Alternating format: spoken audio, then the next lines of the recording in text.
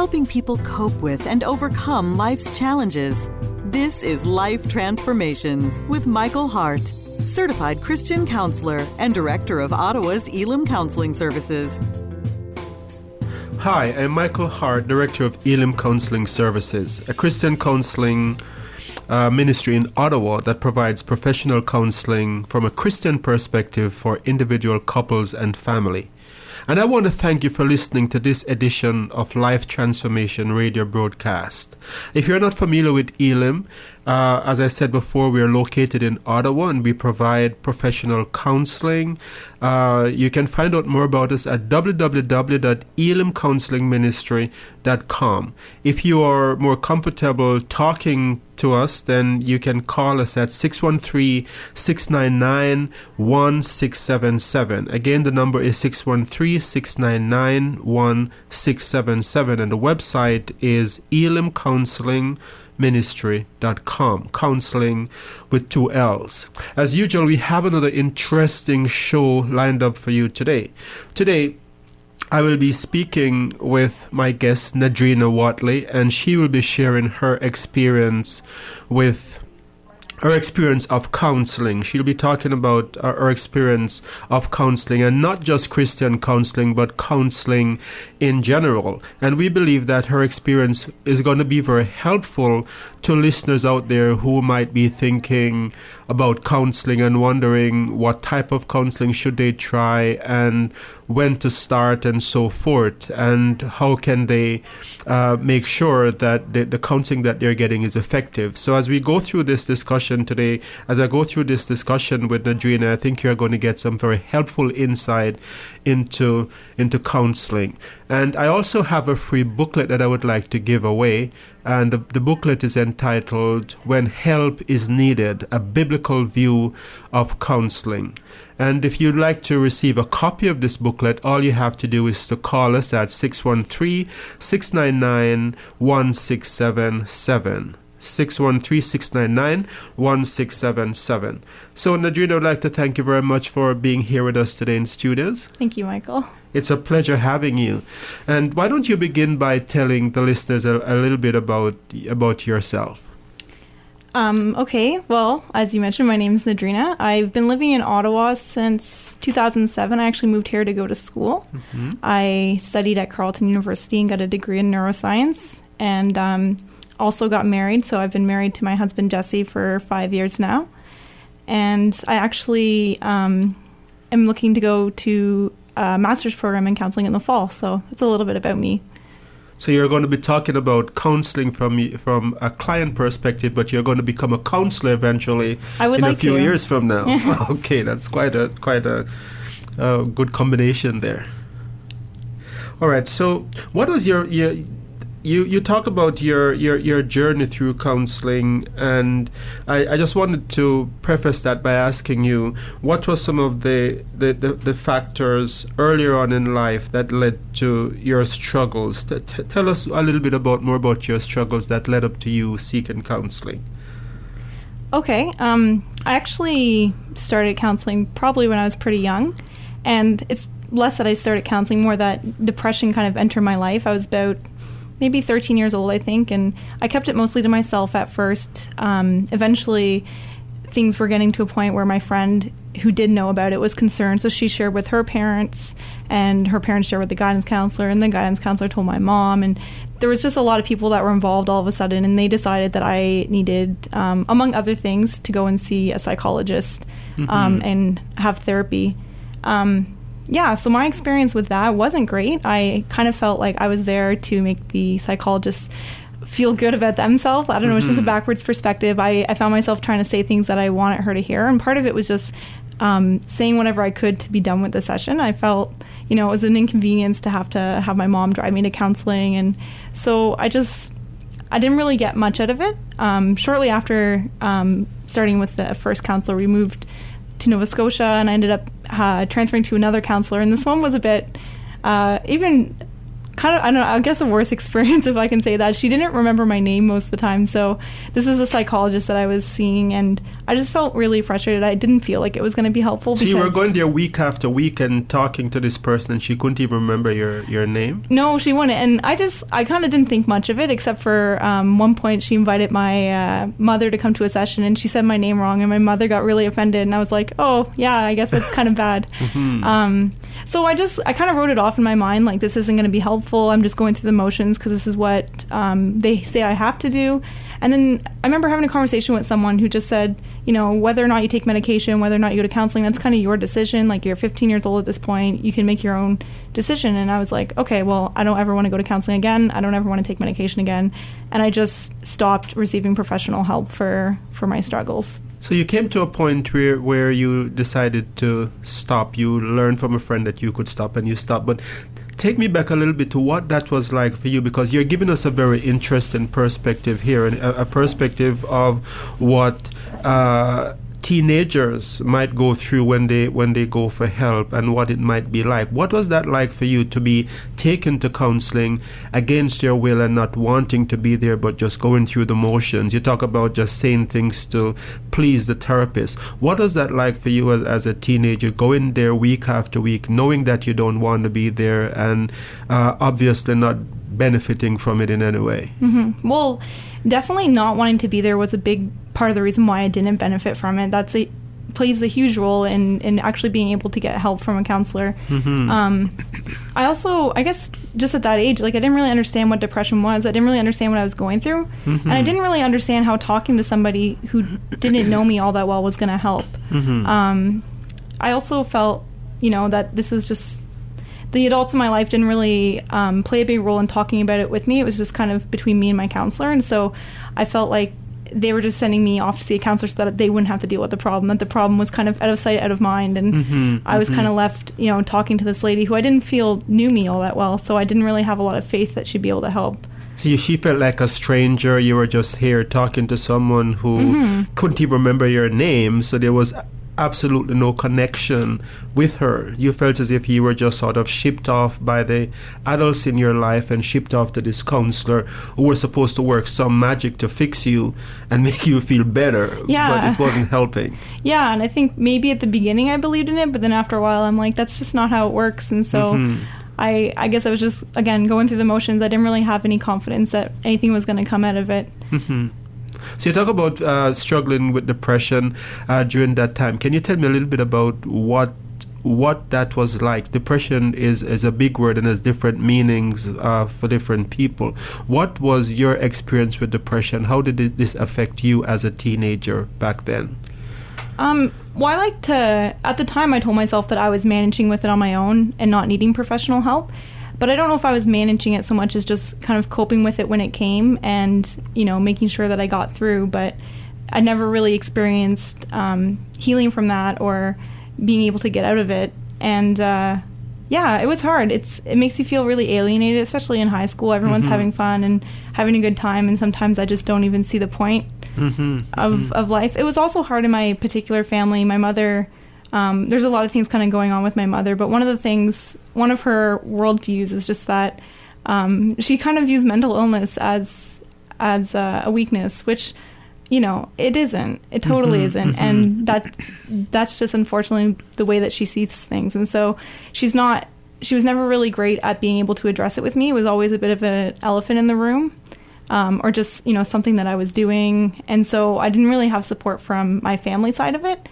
I guess one of the benefits is that I developed a lot of really close friendships. But at times there was a concern too that the friendships that I developed, you know, there's a point where you can only rely on a friend so much, because most of my friends were the same age as me, and as much as I can't handle going through that, you know, they were only able to handle so much of it through my perspective. I think you hit on a very important point here, Nadrina, because what you're talking about here is the importance of adults having dialogue with their teenagers who might be struggling from depression, not just to give it a label and say you are depressed and send them off to someone who is supposed to work some kind of magic to make them better, but having a dialogue with that child and develop a sense of care and understanding of their struggles that they were going through. But from what I'm hearing from you, you didn't feel that it was talked about in your family, and it wasn't really dealt with, or it was just more looked at as some illness that you needed to go to a professional to get better, instead of your family having a dialogue with you about how you're feeling, what are some of your struggles. And if you're listening today and you have a teenager who might be struggling with depression, I would say even along with the therapy that child might be getting, it is very, very important and crucial for that child to feel a sense of care and connectedness to their parent, to feel as if their parent understands and can appreciate what they're going through and understand the difficulties that they're having. So thank you for raising that. So your early experiences with counseling wasn't great from what I'm hearing from you. No, not at all. But it came to a point where I think you said that you hit rock bottom. This came for you when you were in university and you decided to get help. Can you tell us a little bit about what happened there? Yeah, for sure.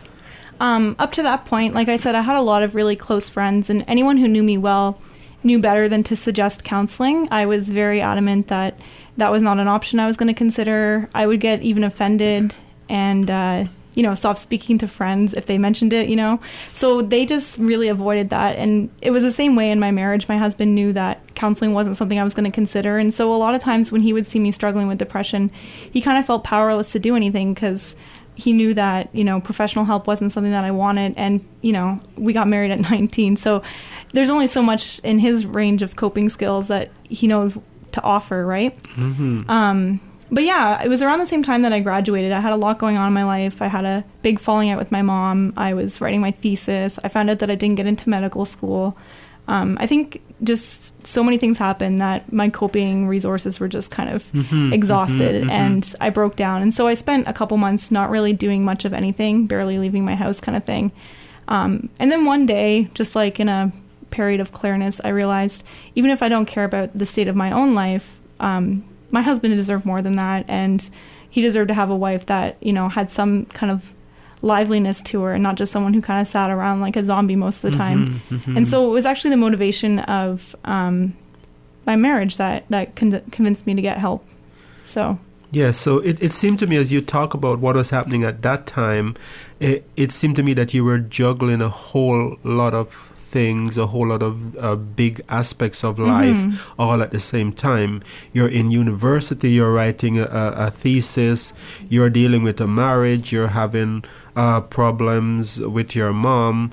And so it seemed as if everything just was weighing on you at that time and led to you hitting rock bottom. You talk about some of the emotional state that you were in at the time, being angry. Can you tell me a little bit more about your feelings, like what actually was going on? What kind of state of mind were you in during that time? One of the things that depression brings with it is just a really difficult time being able to envision a future for yourself.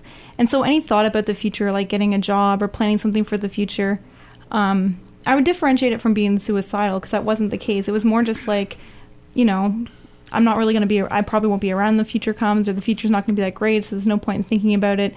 And so I never saw, it was hard to see sort of any sense that things were ever going to get better. And right. So you start to live, if you think that nothing's ever going to get better, you start to change the way you live, because there's just no point. And that's kind of where I was at. And that was really, like, my husband's a really upbeat person. That was really hard for him to see. And it definitely put a lot of tension on our marriage. So talking about irony, here you are in university, preparing for a future, but at the same time being very hopeless about that future. Yeah. Okay, I want to talk a little bit more about that, but let me just welcome those of you who have just joined us. If you have just joined us and you're listening to us, I would like you to know that you're listening to the Life Transformation radio broadcast. I am your host, Michael Hart, And with me in studio today is Nadrina Whatley, and Nadrina is sharing her experience of counseling, not just Christian counseling, but counseling in general. And as I said at the beginning of the broadcast, I have a booklet that I would like to give away to listeners today. It's called When Help is Needed, A Biblical View of Counseling. So to get this book, all you have to do is give us a call at 613-699-1677, 613-699-1677. You might also contact us by email. You can find our email on our website at elimcounselingministry.com, Elim with two L's. So you're talking about, I was talking about before I took that brief break to welcome new listeners, that you were in a very ironic situation, because here you are preparing for your future in university, studying a very heavy subject as well, neuroscience, but at the same time feeling very hopeless about your life, and hopeless that anything good could ever happen as a result of your depression. And sadly enough, that's the state that a lot of teenagers or young adults find themselves in. They're struggling with depression, but they have to go through the system, our education system, to prepare for their future. So I can just understand how futile that would be for you, because I'm guess that there would be days when you feel like you don't want to be there, but you're sort of caught up in the system. What were those days like for you? Well, definitely it was difficult, and I'm surprised that I did power through my degree. And now when I'm able to look back and reflect on it, I did really well. I got good grades, and I think I did that at the cost of my mental health. So I put all my focus into school. I didn't really think about socializing or having a lot of balance there. And so by the time I got to the end of my degree, I just felt so exhausted in so many ways, mentally, emotionally, just I was tired. Right. And so, yeah, that was when I did hit rock bottom, as you mentioned. And yeah, I decided that I needed to seek help. So I saw a doctor at the school. They kind of looked at the medication side of it, but then they also referred me to a counselor on campus. So I saw him for a bit. Some days I felt like it was really useful. Some days I felt like I'm not really sure why I'm here. I don't really know. He's talking about stuff that's way over my head. I don't really understand. And that went on for about a year. I actually had to go on several different medications. It was kind of hard to stick through it, but it reached a point about a year later where my husband actually took me to the emergency department because it was so bad that I started saying things like I don't want to live anymore. And so we saw psychiatrists in the hospital, whatever, and I actually got referred to a hospital program in Ottawa. So that was the following summer, and it was 6 weeks of Monday to Friday, 9 a.m. to 3 p.m. doing all sorts of things like life skills and counseling and you name it. We did group counseling, we did one-on-one counseling, we did, I met with an occupational therapist, I met with a psychiatrist. There was a lot of counseling involved at that time. How was that phase of counseling for you? It was interesting. I went into that feeling at first excited because I thought something was going to change in my life, but I very quickly had the same attitude I had when I was younger where, I don't want to be here. This is stupid. I don't want people, and it was a really intensive program. Like they would be saying things about me that I didn't necessarily want to hear, and I would get offended. And so that went on for about 3 weeks. And then I had just sort of this awareness. I don't know exactly, maybe it was God playing a role in it, but just realizing that I was approaching counseling all wrong. I kind of had the sense, even since I was younger, that I was going to see a counselor because they were going to make me better, that they were going to fix me, and that wasn't happening. Like I was still depressed. And then I realized that, a counselor isn't going to make you better, a doctor isn't going to make you better, a pill's not going to make you better. You have to be able to make that choice for yourself to work with the counselor, to work with your doctors, to work with whoever it is who is providing help to help you get better. And that it's not going to be some magical thing where they just say, go to 6 sessions and you'll be fine. So that was a big turning point for you because you came to this realization, in a nutshell, what you're saying, that you had to become involved with the process and have a desire to want to make yourself better and to work at it. And so you started being involved with your therapy, and it started making a difference in your life. Can you tell us at what point you became involved with Christian counseling?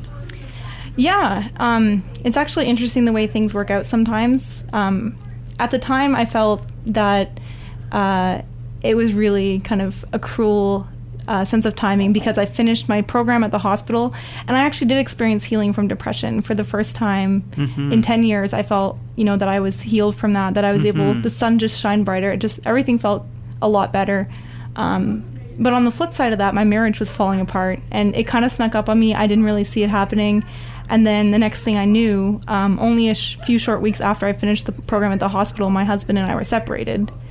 And so, at the time that seemed like a really bad timing, but at the same time, I can kind of see God's hand in it, because if I hadn't done that program at the hospital, I don't think I would have had the strength to get through the separation and be able to be as strong. So we were separated for a while, but the Lord worked things out, thankfully, and my husband did end up coming back. And so on the list of things that we had talked about before he came back, counseling was kind of one of the non-negotiable, like, we have to do counseling. You have to do counseling. Yeah.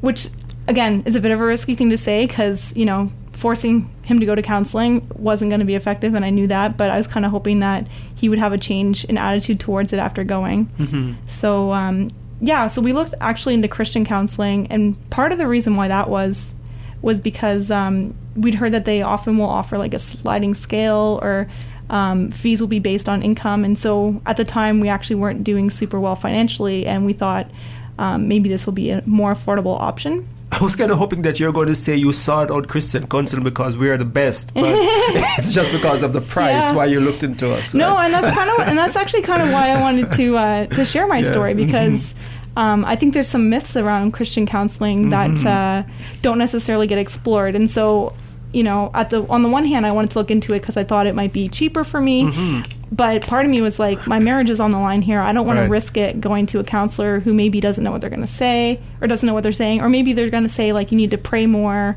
or, what do you mean your marriage is falling apart? You're a Christian. And just have faith and trust God, and it's going to be okay. Yeah. So there was a bit of trepidation around trying Christian there counseling was. because of those And I kind of fears. felt like, this really had to work out. There was a lot riding on it. But, I took a chance. I actually, I looked into Elam Counseling. I contacted, I started the intake process or whatever, and we came in for our first appointment. So tell us about that, because something happened that first day. That first day you came in to add to your stress. You turned up for your appointment, and there was some misunderstanding. Can you tell us about what happened on that day? Yeah, well, I guess there was some kind of miscommunication between us and the counselor that we had been kind of assigned to, and we thought we had for sure set an appointment, but in her mind, like, we hadn't confirmed, so she wasn't there to do the appointment. But so to add to your stress, you're already stressed out with dealing with your marriage, and you're turning up for your session, and there's no counselor there. There isn't, and that day was just because when my husband came back, he wasn't super keen on doing counseling. He had never gone through counseling for depression or for anything. And so I think in his mind, counseling was for people who were sick, not for him. And so it kind of took a lot to convince him to go. And I really felt like, the future of my marriage depends on his willingness to participate. Right. So you have gone through all of that, convincing him to turn up for counseling, and then you turn up and it's the wrong day, or it's not confirmed. Yeah. And what was your state? What was your emotional state at that time? Well, it was interesting. we were sitting there, we're waiting. You came out, actually, and you said, who you're going to see, and then you called the counselor. You found out what the story was, that she wasn't going to be there, and my husband and I just broke down crying. We didn't know what to do. We were just at the end of our rope. So you offered us a hot chocolate. We took the hot chocolate. We were pretty happy about that. And you actually offered us a free session just for the misunderstanding. You felt kind of bad about it. And so I guess we're running low on time here. But the end of the story is that we were like, we are not going to go to this place for counseling. They made us cry. But we'll take advantage of the free session because we like free stuff. And we went to the one session, and we just really liked our counselor, and we ended up going to counseling, continuing with counseling at Elam. So So you only came back for the free session. Thank you for letting us know that. But I'm happy that it worked out eventually, right? Because you came back and you said you liked your counselor. And just tell me, like, what is the state like? You went through counseling with your counselor, and how did that work out? And what is the current state of your life as a result of doing counseling at Elim? Well, we went through counseling for a long time, and at times we were more committed than others, but as it is now, my husband and I are in a really great place. Like, we're able to communicate more, and sometimes life we get caught up with life, and like, we just moved, and there'll be kind of a sense that we haven't talked a lot. So even last night we went out for a date just to sit down and kind of set some goals and figure out, what we want to work towards in the next few weeks. And I feel like things like that weren't really something that I experienced before we had gone through counseling together. So your relationship is closer. You feel it's closer now, and things worked out. I'm so happy to hear that things are going well, and that through counseling you were able to get over your depression, but also you were able to fix your marriage, going from being separated to having a relationship now where you seem to have a lot of connection and you're doing things together. What advice would you give to others listening to the show today who may be going through difficulty in their lives or in their marriages? Well, if you're going to do counseling, I think it can be a very helpful tool, but it's important to be involved in the process. Do your homework, even if it seems silly. Another important thing is there's a lot of people who don't do their homework but expect magic, so thank you for mentioning that. Yeah, no, exactly.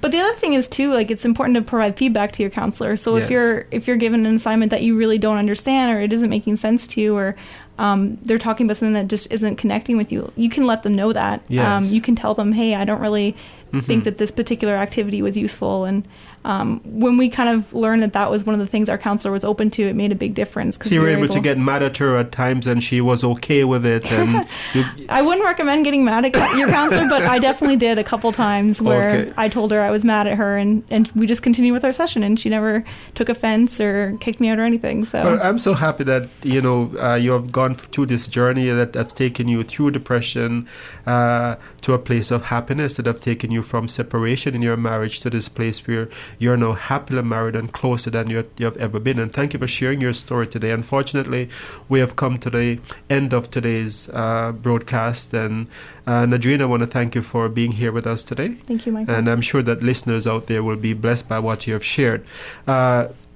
If you have a question about today's topic, or would you like to discuss a specific situation with us, you can reach us at 613-699-1677. You can also visit our website at elimcounselingministry.com. Counseling with 2 L's, and Elim is spelled E-L-I-M. And stay tuned for next week's broadcast. We're on every Monday morning at 9:30 a.m. Thank you very much for listening to this edition of Life Transformation and Elim Service Radio Show. Until next time, this is your host, Michael Hart, praying that God would grant you happiness in all your relationships and keep you sound in mind and pure in heart. God bless you, and thank you for listening.